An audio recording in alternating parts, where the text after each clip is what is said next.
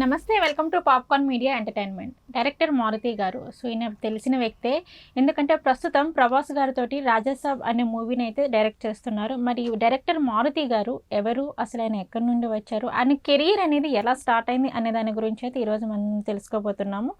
But ఆయన గురించి తెలియచేయడానికి ఈరోజు మనతో పాటు ఉన్నారు సీనియర్ జర్నలిస్ట్ హేమసుందర్ సార్. మరి సార్తో మాట్లాడి డైరెక్టర్ మారుతి గారికి సంబంధించిన విషయాలు అయితే అడిగి తెలుసుకుందాం. సార్ నమస్తే. సార్ నమస్తే అమ్మా. Sir, director Maruthi garu so తెలిసిన వ్యక్తే. అలాగే ప్రజెంట్ మనం చూసుకున్నట్లయితే ప్రభాస్ గారితో మూవీ డైరెక్ట్ చేశారు రాజాసాబ్ అనేది. సో దాంతో ఆయన ఇంకా చాలా హైలైట్ అయిపోయారు. సో ఆయన కెరీర్ అనేది ఎలా స్టార్ట్ అయింది, అసలు ఆయన ఎక్కడి నుండి వచ్చారు? నిన్న ఆయన ప్రెస్ మీట్ జరిగింది. దాంట్లో వాళ్ళ నాన్నగారు అరటిపండ్లు అమ్మేవాళ్ళు థియేటర్ ముందు అని చెప్పారు. ఓకే. అంటే ఎవరైనా సాధారణంగా ఎదిగిన తర్వాత తన మూలాలు మర్చిపోతారు. ఫస్ట్ ఆఫ్ ఆల్ ఏంటంటే ఆయన అసలు తన మూలాలు మర్చిపోవాలి. తను ఎక్కడి నుంచి వచ్చాను, ఏమిటి, వాళ్ళ నాన్నగారు ఎంత కష్టపడ్డారు, ఆ విషయాలు చెప్పడం అనేది గొప్ప విషయంగా చెప్పాలి. ఎందుకంటే ఆయన ప్రభాస్తో సినిమా చేయడం అనేది నిజంగా చెప్పాలంటే ఆయన అదృష్టమే. ఎందుకంటే ఇప్పటిదాకా ఆయన ఒక పెద్ద హీరోతో, ఇంత పెద్ద హీరోతో, ఇప్పుడు వెంకటేష్ గారితో చేశారు, నానితో చేశారు, చిన్న స్థాయి నుంచి వచ్చి మరి ఇట్లాంటి అదృష్టం వరించడం అంటే మామూలు విషయం అయితే కాదు. ఇంకొకటి ఏంటంటే ఆయన సొంత ఊరు మచిలీపట్నమే. మచిలీపట్నం. ఎందుకంటే ఒక విధంగా చెప్పాలంటే అది మా ఊరే. ఆయన ఏంటంటే జవారుపేట, మా పిన్ని గారు ఉంటారు, ఆయన పాతరావణపేట అంటారు. ఆ పాతరావణపేటలో వాళ్ళ ఇల్లు ఆయన చిన్నప్పటి నుంచి పెరిగిందంతా అక్కడే పాతరావణపేటే. మచిలీపట్నంలో కృష్ణకిషోర్ టాకీస్ అని ఉండేది నా చిన్నప్పుడు. ఇప్పుడు దాన్ని శ్రీకృష్ణగా మార్చారు. గీత వాళ్ళు తీసుకున్నారు, గీత ఆర్ట్స్ వాళ్ళు తీసుకుని ఆ లీజుకి తీసుకుని అక్కడ థియేటర్లు కూడా ఇంకా పెరిగినాయి. ఆ కృష్ణకిషోర్ థియేటర్లోంచి పైన ఇంకో థియేటర్లు వేశారు. అట్లా మారింది. ఆ శ్రీకృష్ణ థియేటర్ ముందు, అంటే కృష్ణకిషోర్ థియేటర్ ముందు అరటిపళ్ళు బండి మీద అరటిపళ్ళు అమ్మేవాడు వాళ్ళ నాన్నగారు. వాళ్ళ అమ్మగారు ఏమో టైలరింగ్ చేసుకుంటూ కుటుంబాన్ని పోషించేవాళ్ళు. పేదరికంతోనే పెరిగారు ఆయన. ఇప్పుడు దాసరికి రావాల్సిన బస్సులు కనిపిస్తూ ఉంటాయి, వాళ్ళవే. వాళ్ళ బ్రదర్స్ ఎంతమంది, సిస్టర్స్ ఎంతమంది నాకు తెలియదు కానీ జనరల్గా, ఎందుకంటే నాకన్నా చాలా జూనియర్ ఆయన. నేనైతే జగన్ స్కూల్ చదువుకున్నాను. మేము కూడా అక్కడే ఉండి చదువుకున్నాం, జవారుపేటలో ఉండి చదువుకున్నాం. జవారుపేటకి పాతరావణపేటకి చాలా దగ్గర. మొత్తం ఒకే స్కూల్లో చదువుకున్నారు. ఆయన స్కూల్ ఏ చదివారో నాకు తెలియదు జనరల్గా. నేనైతే జగన్ స్కూల్, వస్తుంబాద మున్సిపల్ హై స్కూల్ అట్లా చదువుకున్నాను. నేను జవారుపేటలో ఉండేవాడిని. నాకన్నా అతను చాలా వయసు పరంగా 40 ఏళ్ళు అతనికి చాలా దగ్గరగా. నాకు నా ఏజ్కి ఆయన ఏజ్కి చాలా 20 ఏళ్ళు గ్యాప్ ఉంటుంది.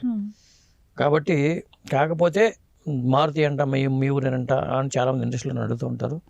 నేను కూడా అక్కడ ఎప్పుడు చూడలేదు, ఇక్కడ చూశాను. కానీ నేను డైరెక్ట్గా ఒకసారి ఏదో మచిలీపట్నం వాళ్ళందరూ జనవరి 26 మీట్ అవుతుంటారు, అక్కడ కలిసాం. అంటే మా కజిన్స్ బ్రదర్స్ వాళ్ళు, కొనకళ్ళ నారాయణ గారు, బుల్లయ్య గారు, వీళ్ళు మాకు అన్నయ్యలు అవుతారు.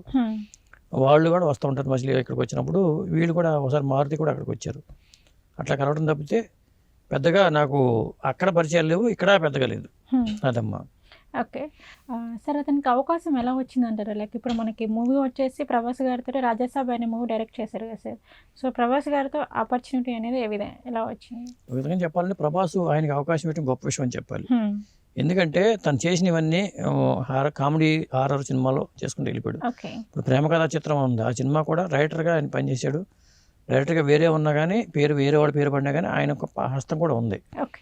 అలాగే ఈ రోజుల్లో అని, బస్ స్టాప్ అని, ఆ సినిమాలు హిట్ అయ్యాయి. చిన్న సినిమాలతో కెరీర్ మొదలైందని చెప్పాలి. ఇంకోటి ఏంటంటే నా ఫ్రెండ్ సంతోషం సురేష్ ప్రేమిస్తే సినిమా రైట్స్ తీసుకున్నప్పుడు తను కూడా దాంట్లో పార్ట్నర్గా ఉండి ఆ సినిమాని రిలీజ్ చేశారు. ప్రేమిస్తే అనే సినిమా తమిళ సినిమాని డబ్ చేశారు. అట్లా కెరీర్ స్టార్ట్ అయ్యి, అట్లా బన్నీ వాసుతో పరిచయం అవ్వడం, అట్లా సినిమా కెరీర్ అనేది స్టార్ట్ అయింది. ఇంకోటి ఏంటంటే చిన్నప్పటి నుంచి కష్టాలు పడ్డాడు ఆయన. డిగ్రీ పూర్తి చేసుకుని ఎట్టగొట్ట 2D యానిమేషన్ నేర్చుకుందామని వచ్చి ఇక్కడ బొమ్మలు వేయటం అలవాటు ఉంది. ఆ 2D యానిమేషన్ కోర్స్ చేసుకోవటం, వాళ్ళ సిస్టర్ ఇంటూ ఉండటం, అక్కడి నుంచి ఇక్కడ పరిచయాలు ఏర్పడినాయి. ఇక్కడికి వచ్చాక ఆ 2D యానిమేషన్ నేర్చుకుంటూ ఉన్న పరిచయాలు ఇవన్నీ అతనికి ప్లస్ ఉపయోగపడినాయి. బతుకని చెప్పాలంటే అదృష్టం అని చెప్పాల్సి వస్తుంది. ఎందుకంటే ఎక్కడో పుట్టి ఎక్కడో పెరిగి ఇక్కడ ఇండస్ట్రీలో మరి డైరెక్టర్ అవటం, ఎదగడం అంటే మాటలు కాదు, అది కేవలం స్వయం కృషి అని చెప్పాలి.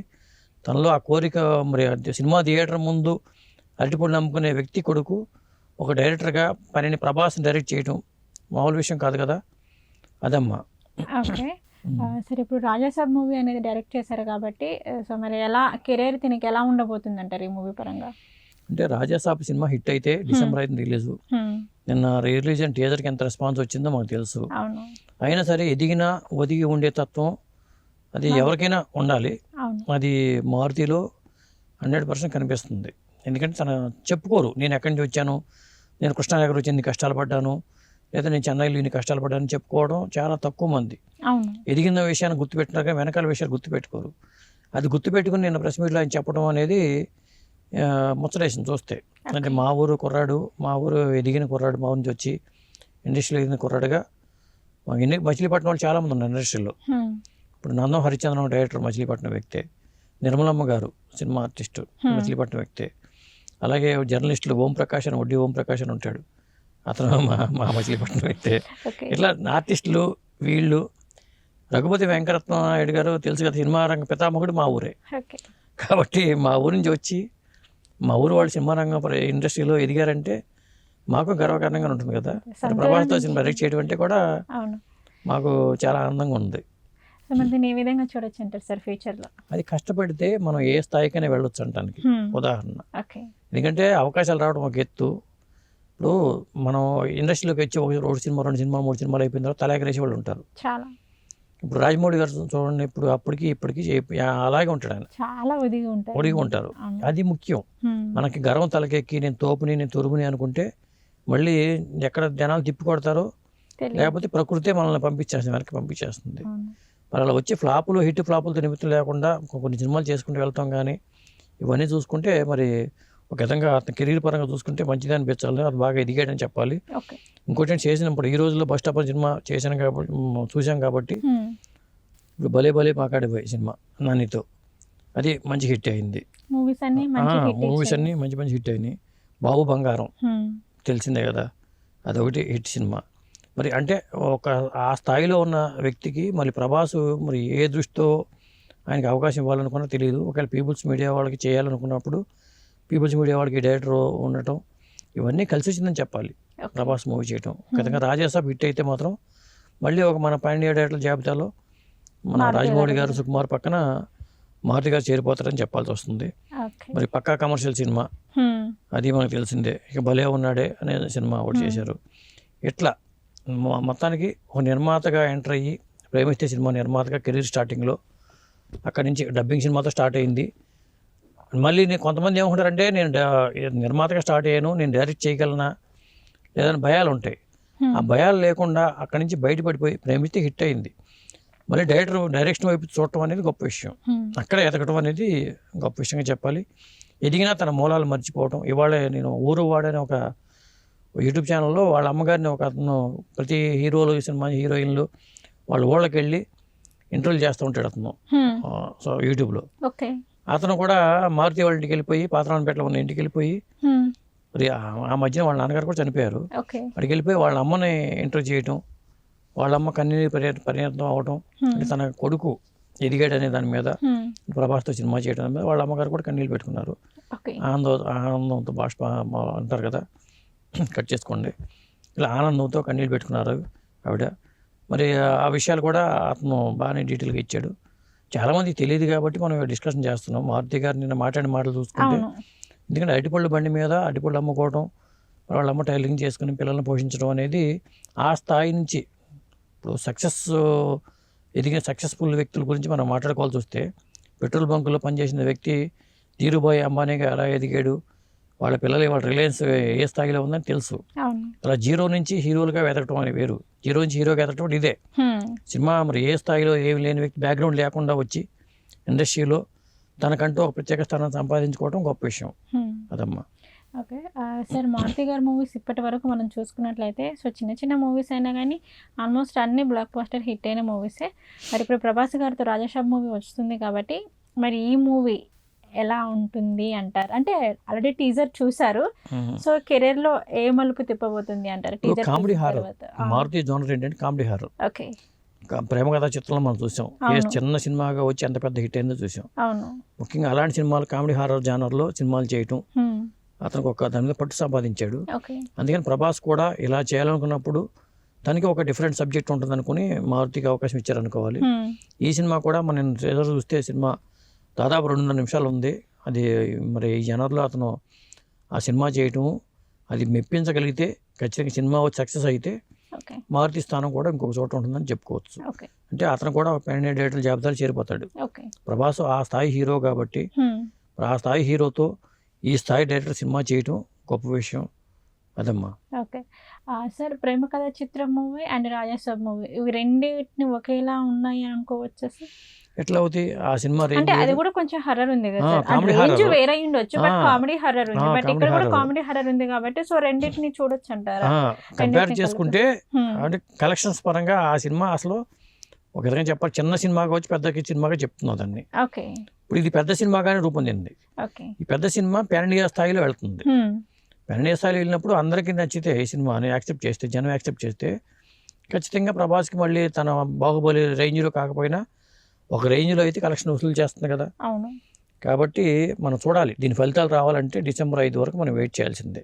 ఓకే సార్, ఫ్యాన్స్ ఏంటంటే సార్ ఫ్యాన్స్ అయితే చాలా హ్యాపీగా ఉన్నారు, ఎందుకంటే ప్రభాస్ పాన్ ఇండియా మూవీస్లలోనే ఒక్కొక్క క్యారెక్టర్ ఒక్కొక్క విధంగా చూసారు, బట్ ఏంటంటే ఆఫ్టర్ లాంగ్ టైంలోని ప్రభాస్ని చాలామంది లవర్ బాయ్గా చూస్తుంటారు. సో చాలామంది అయితే ప్రభాస్ కన్నా ఫస్ట్ ఆఫ్ ఆల్ మారుతి గారికి థ్యాంక్స్ చెప్పుకుంటున్నారు. సో దానిపైన మీ అభిప్రాయం ఏంటి? మరి నిజం చెప్పాలంటే తను డార్లింగ్ అంటారు, అందరూ డార్లింగ్ అని పిలుస్తూ ఉంటాడు. ఆయనకు ఫ్యాన్ ఫాలోయింగ్ ఉంది. పైగా ప్రభాస్ లుక్ కూడా మళ్ళీ మారింది. అదే చాలా మంది లవర్ బాయ్ గా చూస్తున్నారు ఆఫ్టర్ లాంగ్ టైం. అవును, చాలా కాలం తర్వాత మళ్ళీ ఆ లుక్ లో అసలు ఉంటారా లేదా అనుకున్న వాళ్ళకి పటాపంచం చేస్తే ఆ లుక్ అయితే కనిపించింది. ఇంకొకటి ఏంటంటే నేను ప్రెస్ మీట్ జరిగిన తర్వాత ఆ సెట్ వేశారు కదా, మహల్ సెట్కి తీసుకెళ్లారు అందరినీ, మీడియాని అందరినీ మహల్ సెట్కి తీసుకెళ్లారు. అవన్నీ రివీల్ చేయడం ఎంతవరకు కరెక్ట్ అని చాలా మంది అంటున్నారు. సినిమా రిలీజ్ కాకుండా ఆ సెట్ని రివీల్ చేయడం అంటే వాళ్ళ ఉద్దేశం ఏంటంటే సినిమా రిలీజ్ టైం ఉంది కాబట్టి ఒకవేళ సెట్ తీసేస్తాం మళ్ళీ తీసేస్తే అవి కష్టం అనుకునే ఉద్దేశంతో కూడా కావచ్చు. ఇదంతా మళ్ళీ సెట్ చేయాలంటే కష్టం అవుతుంది కదా, అది పాడుపడిపోతుంది మళ్ళీ అప్పటి వరకు అంటే అనుకునే ఉద్దేశంతో కూడా వాళ్ళు పిలిచి ఉండొచ్చు. అదమ్మా. ఓకే, సో ఇది మొత్తానికి ఎంత బడ్జెట్లో మూవీ సార్? అంటే బడ్జెట్ పరంగా చూడాలని చాలా ఖర్చు అయింది, ఎందుకంటే ఎప్పుడో మొదలైన సినిమా ఇది. చాలా కాలం క్రితం మొదలయ్యి మరి స్టెప్ బై స్టెప్ వస్తుంది కాబట్టి ఖర్చు ఎక్కువ అవుతుంది. ఫైనాన్స్ పరంగా వడ్డీలు పెరిగిపోతూ ఉంటాం. మరి ప్రభాస్ రెమ్యునరేషన్ అనేది ఇంటో దగ్గరగా 100 crores రెమ్యునరేషన్ ఉంటుంది. మరి ఇవన్నీ లెక్కలు వేసుకుంటే ఖచ్చితంగా 300-400 కోట్ల బడ్జెట్ సినిమాగా చెప్పొచ్చు. ఓకే సార్, మొత్తానికైతే మీ అభిప్రాయం ఏంటి సార్ ఈ మూవీ పైన అండ్ మారుతి గారి పైన మీరేం చెప్పాలనుకుంటున్నారు? మూవీ అయితే ఖచ్చితంగా హిట్ అయ్యే సినిమాలాగా అనిపిస్తుంది.